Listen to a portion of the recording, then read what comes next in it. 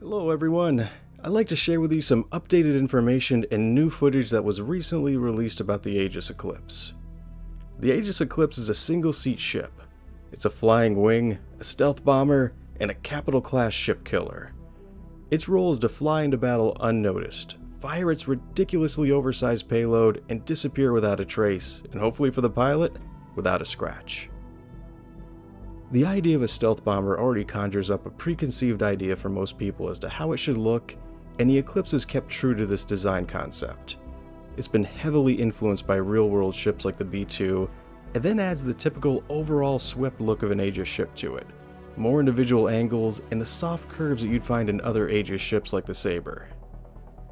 The Eclipse will have 3 flying modes: an in-atmosphere configuration where the wings sweep back and the stabilizers fold out, a space mode where it assumes its traditional triangle form, which tucks the fins and wings back in to create the smallest possible cross-section for the enemy radar to have to contend with, and of course a landing mode. When in landing mode, the ship's wings fold up, which reduces its overall length. The Eclipse is nearly as wide as it is long, if not wider, so the wings have to be able to do this in order to allow it to fit into the bay of certain ships like the Idris, which in turn allows the Idris to act as a mobile base to launch bombing attacks from. The cross-section of your ship is going to determine how easy it is for your ship to be detected by radar. Other factors will contribute to this, but the cross-section is always going to be the starting point for determining how noticeable your ship is.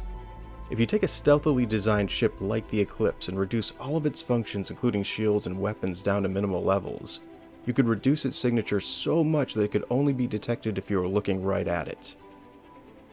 The Eclipse is armed with a unique type of torpedo launcher that fires 3 size 9 torpedoes, which is the same ordnance that the Retaliator holds.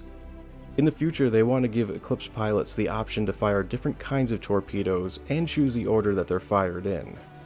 The entire ship is basically just 3 giant torpedoes, and if you look at the size of them in comparison to the size of the Eclipse itself, they're almost as long as the spaceship is. The Eclipse is very minimal in its armaments, holding only 2 size 2 guns and is not agile enough to contend with other dogfighters. It's meant to be flown as part of a convoy. Escort ships will take on incoming fighters while the Eclipse continues on with its sole mission, which is to reach its target, deliver the payload, and get out of there in one piece. Its very nature encourages cooperative team play to achieve its goals, but if you flew this ship up against a capital ship on your own, it wouldn't stand a chance, and it's not supposed to be able to. The Eclipse is scheduled to be released into the game with a 3.2 update, along with the Vandal Blade, the Hurricane, and the Aegis Avenger variants. Well, that's it for now. Thanks for tuning in, and take care.